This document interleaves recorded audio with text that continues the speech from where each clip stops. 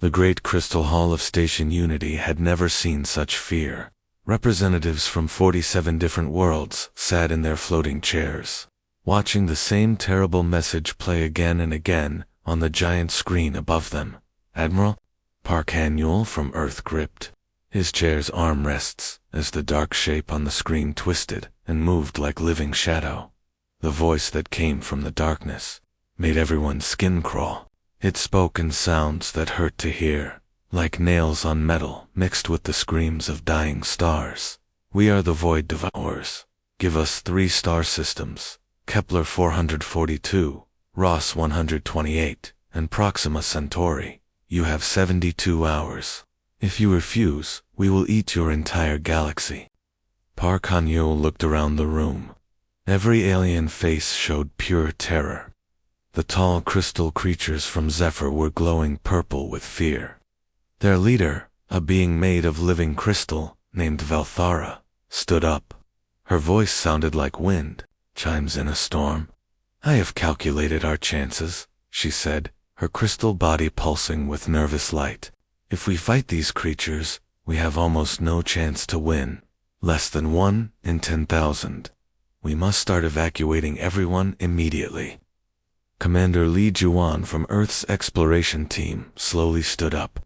She was small compared to most of the aliens in the room, but her voice was strong and clear. "Wait a minute. What about all the people living in those 3 systems? Kepler 442 has 12 billion people. Are we just going to abandon them?" A creature made of pure energy from the Andromeda system flickered brighter for a moment. It had no real body, just light that moved and spoke. "Those people must be sacrificed to save everyone else. It is simple mathematics. The needs of many are more important than the needs of few." But Captain Kim Taeyang, sitting near the back of the room, felt something hot and angry rise up in his chest. He was young for a fleet captain, only 32 years old, but he had seen enough war to know what was right and what was wrong. The idea of just giving up billions of innocent people made him sick. All around the room, other species were already making their plans to run away. The insect-like creatures from the hive worlds were buzzing to each other about which ships could carry their queens to safety. The metal robots from the machine systems were calculating the fastest escape routes to the edge of the galaxy. "This is madness," whispered Commander Park Minju, another human officer. She was looking at the star charts on her tablet, seeing the 3 systems that had been marked for death. Those systems have families, children, old people, who can't even travel through space. Admiral Park Han-Yul watched as one by one, every alien delegation filed out of the room. They were all going back to their ships, back to their worlds, to start running away as fast as they could. The great powers of the galaxy, civilizations that had existed for millions of years, were all choosing to abandon innocent people to save themselves. Soon, only the small group of humans remained in the enormous crystal chamber. The lights had dimmed automatically, making the room feel cold and empty. Captain Kim Taeyang walked over to the main display and pulled up detailed maps of the 3 doomed systems. "Look at this," he said, pointing to Kepler 442. "This planet has cities with millions of people. They have schools, hospitals, farms. There are children playing in parks right now who don't know they've been sentenced to death." Li Jiwan joined him at the display. "Ross 128 has that famous art colony. Thousands of artists from dozens of species live there. They create the most beautiful music and paintings in the galaxy." "And Proxima Centauri," added Commander Park Minju, "has the biggest refugee center in this part of space. People from war-torn worlds go there to start new lives. They've already lost everything once." Admiral Park Han-Yul stood up and walked slowly to the window that looked out into space. He could see the ships of other civilizations already moving, getting ready to run to the far edges of the galaxy. Some were already jumping to faster than light travel, disappearing in flashes of white light. "Sir," said Captain Kim Taeyang, "what are our orders?" The Admiral was quiet for a long moment, watching another ship disappear into the darkness of space. Finally, he turned around to face his officers. His face looked tired, but determined. "Gentlemen, ladies," he said, "I've been in space for 40 years. I've seen wars, disasters, and terrible things. But I have never seen an entire galaxy just abandon billions of innocent people because they were afraid." He walked back to the star charts and looked at the 3 systems again. Every other species is running away. They're leaving these people to die horrible deaths. They call it logical. They call it necessary. Captain Kim Taeyang felt his hands clench into fists. "But we don't have to call it anything, sir. We just have to decide what we're going to do about it." The Admiral nodded slowly. "Send a message to all Earth ships in this sector. We're not running. We're going to those 3 systems, and we're going to do everything we can to save as many people as possible." Commander Lee, Ji-won smiled grimly. "Even if it's impossible, especially because it's impossible," the Admiral replied. "That's what makes us human." Only 2 hours remained before the Void Devourers would arrive, and the galaxy had become a very lonely place. Every powerful civilization had packed up their ships and run away to the safest corners of space they could find. The giant crystal cities that floated near Zephyr Prime had folded up their protective shields and disappeared into the darkness between stars.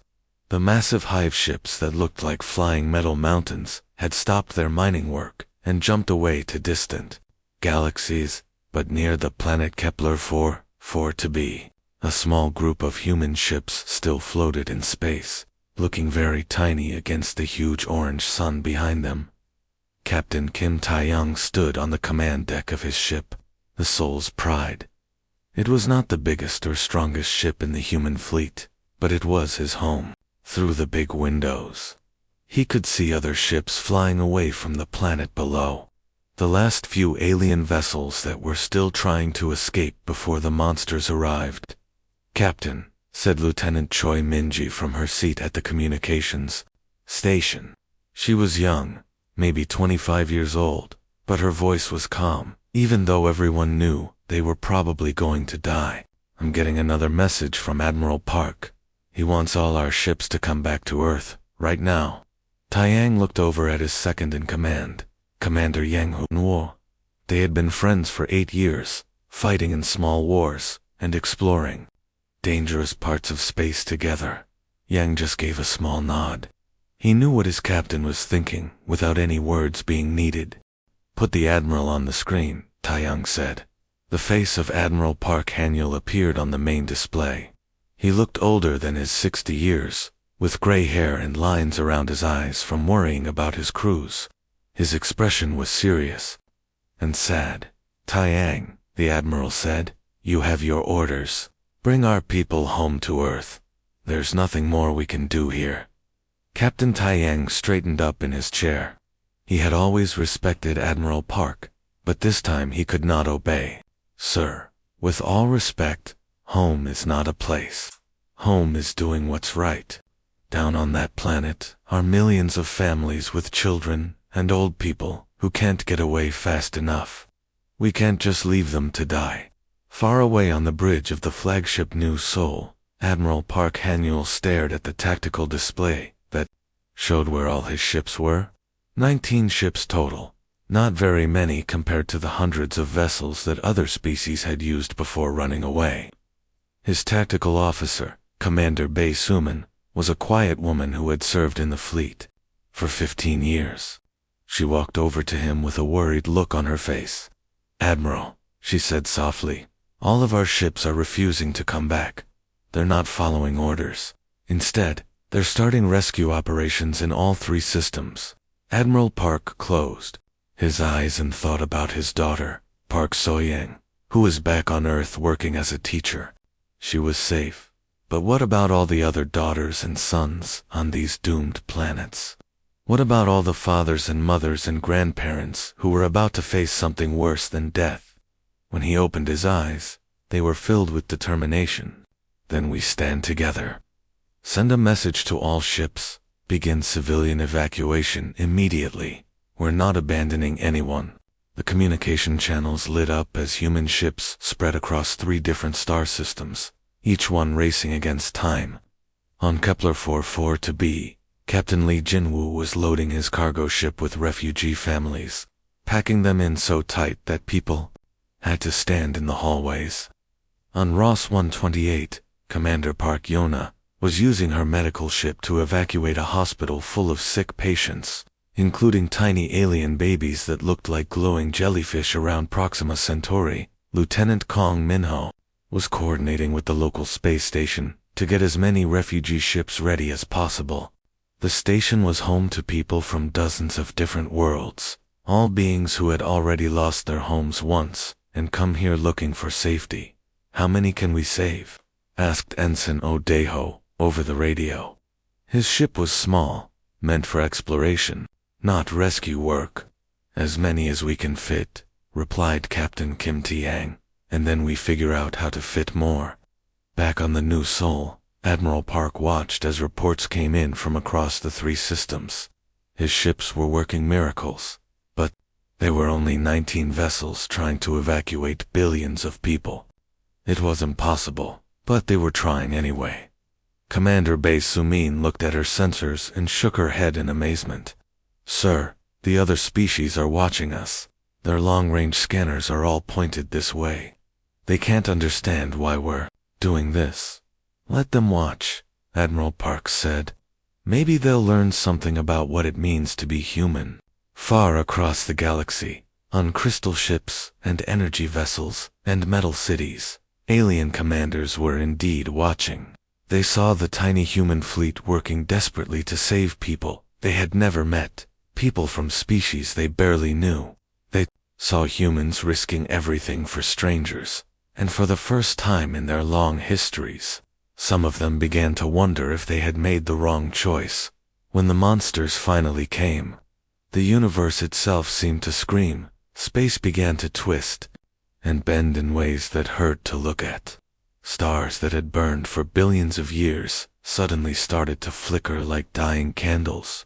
On planets across the 3 doomed systems, people looked up at the sky and saw cracks appearing in the darkness between the stars. Cracks that leaked a terrible black liquid that wasn't really liquid at all. The void devourers came through those cracks like nightmares made real. They were huge beyond imagination, each one the size of a small moon, made of living shadow that moved and breathed and hungered. Just looking at them made people want to give up hope forever. Plants wilted when they passed overhead. Even the bravest warriors felt their hearts fill with despair. But Captain Oceanho was not feeling despair. He was feeling angry. His ship, the Busan Runner, was barely 300 meters long, tiny compared to the monsters that were emerging from the tiers in space. But he had positioned his little frigate directly in the path of the biggest void devourer, the one that looked like a mountain of crawling darkness, with eyes like dying stars. "This is Captain O of the Earth Defense Force." He broadcast on every radio frequency he could reach. His voice was calm and steady, like he was ordering coffee. "Instead of facing cosmic horror, you want these systems. You'll have to go through us first." The lead void devourer stopped moving. For the first time in millions of years, it was confused. It sent out psychic probes to taste the emotions of these small creatures that dared to block its path. It expected to find fear, despair, the sweet resignation that it fed on. Instead, it found something it had never tasted before. The humans were afraid. Any sane creature would be afraid. But underneath that fear was something burning hot and bright. They were determined to fight. More than that, they were determined to protect others, even if it killed them. Lieutenant Commander Park Yeji was on the other side of Kepler 442, trying to evacuate the last mining station before the reached it. Her weapons officer, Ensign Kong Dong-woo, was firing every gun on their ship at a smaller devourer that was approaching fast. "These weapons aren't doing anything," Dong-woo shouted as their laser beams seemed to disappear into the creature's dark body. "Keep firing anyway," Yaji shouted back. We just need 5 more minutes for the evacuation ships to get clear. The mining station had 3,000 workers from a dozen different alien species. Most of them were families miners who had brought their wives and children to this distant world to start new lives. Now they were running for their lives, cramming into every ship that could fly. Last transport is away. The station controller radioed. All civilians are safe. Good, came Captain Kim Taeyang's voice over the communication system. Now let's show these things what humans do when we're cornered. What happened next was something that no military academy in the galaxy had ever taught, because no other species had ever been crazy enough to try it. When the Void Devourers expected the humans to run away, they charged forward instead. When the monsters surrounded human ships, the crew started laughing and telling jokes over the radio. When their vessels got too damaged to fight, the humans would ram them straight into the Devourers, while the crew escaped in small pods, singing old songs from Earth. Take Me Home, Country Roads, sang the crew of the damaged destroyer Soulwind as their ship exploded against a Void Devourer's hide. To the place I belong, ... The monsters began to feel something they had never experienced. In their ancient existence, weakness. Their feeding method was simple. They consumed despair. When creatures gave up hope, when they accepted that defeat was inevitable, the Devourers grew stronger.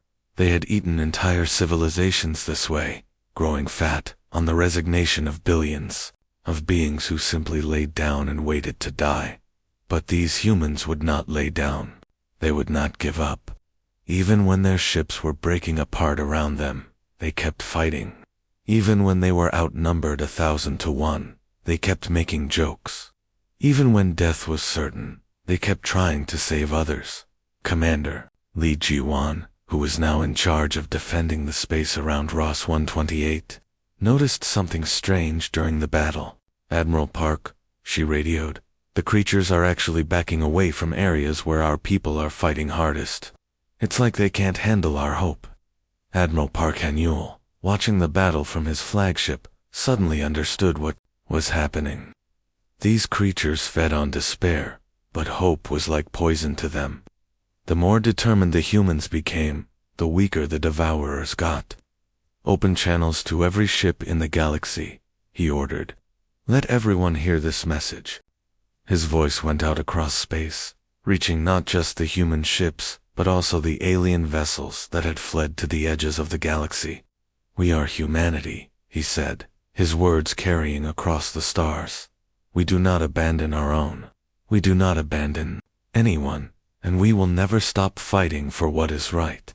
For the first time in cosmic history, the Void Devourers had found something they could not eat, the stubborn, impossible, beautiful human refusal to let others suffer alone, and they were starting to starve. The moment that changed everything happened in the smallest way possible. Ensign Han Jisoo was only 23 years old, fresh out of the Space Academy, and right now she was flying a fighter ship that was more holes than metal. Her left engine was dead, her weapons were running out of power, and she could see a Void Devourer the size of a city moving toward her like a slow, hungry storm. She was trying to guide the last few evacuations, ships away from Kepler 442 when her radio crackled to life. Human ship, came a voice she didn't recognize. It sounded scared, but determined. This is Mining Station Kepler 7. We ... We see what you're doing. We're not running anymore. Jisoo blinked in surprise. Kepler 7 was supposed to be empty. Everyone had evacuated hours ago when the aliens abandoned the system. Say again, Kepler 7, I thought you were evacuated. We were, the voice replied. But we watched you humans stay behind. We watched you fight for people you don't even know. We can't just hide while you die for us. We're coming back to help. All across the 3 star systems, something impossible began to happen. Ships that had fled hours earlier started appearing. Again, coming back toward the danger instead of running away from it. But these weren't the same aliens who had left. Something had changed in them. Commander Bae Sumin sat at her sensor station aboard the New Soul, staring at readings that didn't make sense. "Admiral," she called out, her voice filled with wonder. "You need to see this. The Zephyrian crystal. Ships are returning, but they single quotes different." On her screen, she could see the beautiful crystal vessels that looked like floating cities, made of diamond and light. But instead of their usual cold blue glow, they were pulsing with warm colors. Oranges and yellows and bright reds that no Zephyrian had ever produced before. "What are those colors?" Admiral Park asked. "I think," Bae said slowly, "I think they're feeling hope for the first time in their species' history." Even stranger things were happening near Ross 128. The Kepler Collective had always been a hive, millions of robot drones, all controlled by a single massive computer brain. But now, individual drones were breaking away from the group, making their own decisions. Lieutenant Commander Park Yeji watched in amazement as a small, collective drone flew directly into the path of a void devourer, sacrificing itself to protect a human evacuation ship. "They're choosing to die alone," she whispered. "They're choosing individual sacrifice over group survival." The most surprising change came from the Andromeda Prime energy beings. These creatures had existed for millions of years as pure thought, pure logic, without any emotions at all. But now, one of them was doing something that should have been impossible. Captain Oceanho felt his ship's systems suddenly surge with power as an energy being merged with his ship's computer. The creature's voice filled the bridge, speaking in broken Korean that it had somehow learned by listening to human radio transmissions. "I understand now," the being said, its voice like music mixed with starlight. "To feel other person's pain like your own pain. To choose other life over your own life. This is what you call heart." "That's right," O replied, tears in his eyes. "That's exactly what we call heart." The being had given itself a name, Bright Hope. It was the first energy being in history to name itself anything at all across the battlefield. The same thing was happening. Species that had run away in fear were coming back, but they were different now. The cold, logical crystal beings were feeling emotions for the first time. The group-minded robots were learning to be individuals. The pure energy creatures were discovering what it meant to care about others. The void devourers found themselves facing an impossible problem. Their food was disappearing. Every time another alien species learned to hope instead of despair, every time another creature chose to fight instead of giving up, the monsters grew weaker. Captain Kim Tai-Yang stood on the bridge of his ship, which was now held together mostly by emergency repairs and the stubborn will of his crew. Pieces of metal were welded over holes in the walls.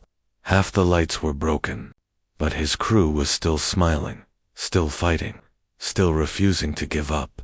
He opened a communication channel that would reach every ship in the galaxy, human, alien, and even the void devourers themselves. "You came here expecting to find despair," he said, his voice calm and strong.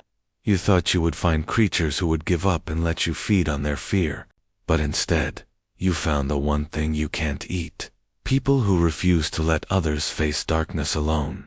That's what makes us human. That's what we do." His words carried across space, reaching the fleeing alien ships at the edges of the galaxy, reaching the returning vessels that had chosen to fight, and reaching the void devourers themselves.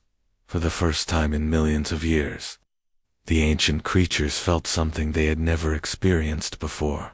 They felt fear. They were the hunters, but suddenly they had become the hunted. They were the strong ones, but somehow they were becoming weak. The galaxy was learning to be human, and that was the one thing they could not devour. The void left not because they were beaten in battle, but because they were starving to death. For millions of years, these ancient monsters had fed on one thing, the despair of entire civilizations. They would arrive at a world, and the people there would give up hope. They would accept that death was coming and there was nothing they could do about it. That acceptance, that hopelessness, was what the Devourers ate. But now, across 3 star systems and spreading throughout the galaxy, creatures were refusing to give up. They were choosing to fight for each other instead of just saving themselves. The crystal beings from Zephyr were feeling emotions for the first time in their million-year history. The robot collectives were learning what it meant to be individuals.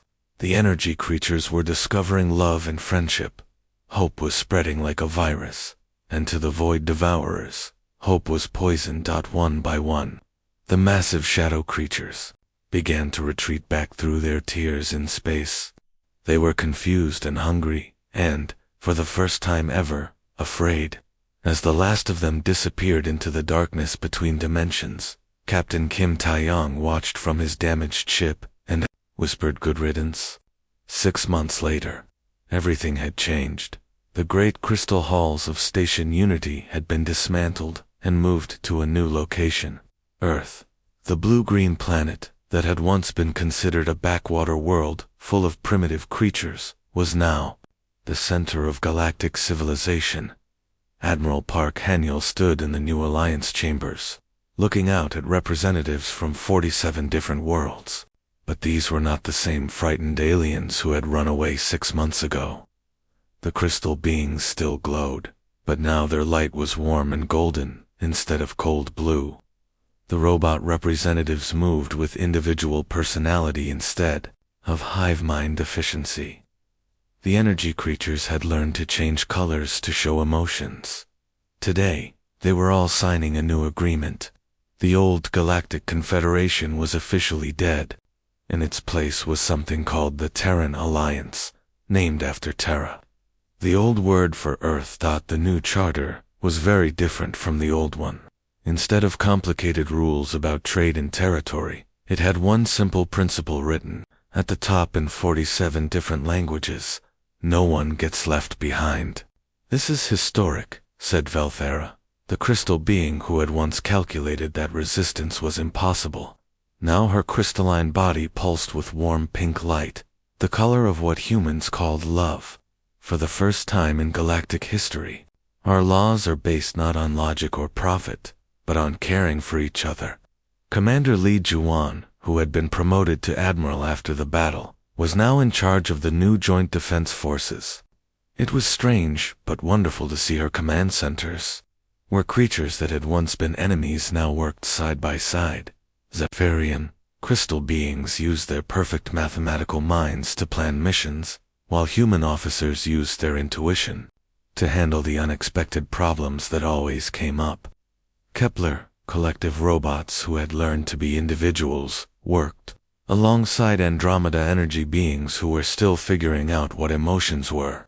It's like a family, Admiral Lee told a reporter.